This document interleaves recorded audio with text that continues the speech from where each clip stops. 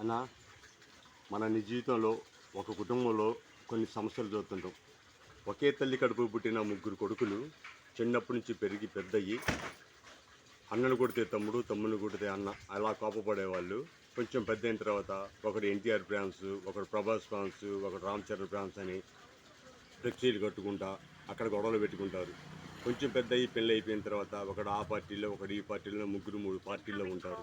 3 పార్టీల్లో ఉండి ఆ పార్టీల విషయంలో గొడవలు పెట్టుకొని, ఇంట్లో ఆస్తి తగాల కాడ గొడవలు పెట్టుకొని, అరే మా పెద్దోని కొట్టాలరా వాడు ఓవర్ చేస్తానరా, అరే మా చిన్నోని కొట్టాలరా వాడు ఎక్కువ చేస్తానరా అని చెప్పని మీ కుటుంబ విషయాలు వేరే వాళ్ళ దగ్గర పోయి చెప్పుకొని మిమ్మల్ని మీరు తక్కువ చేసుకొని వేరే వాడికి మీ మీద అలుసు మీ బలహీనత చెప్పుకుంటున్నారు.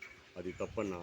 ఎంతసేపైనా ఎప్పటికైనా మీ అన్నదమ్ములు ముగ్గురు ఒకటే, ముగ్గురు కలిసే ఉండాలి. చిన్న చిన్న పార్టీల కాడ, చిన్న చిన్న రామ్ చరణ్, ప్రభాస్, ఎన్టీఆర్ కాడ మీ కుటుంబ సభ్యులు మీరు గొడవ పెట్టుకొని మిమ్మల్ని మీరు కించపరుచుకోవద్దన్న. అది తప్పన్నా. అట్లా చేయకండి అన్న. బాయ్.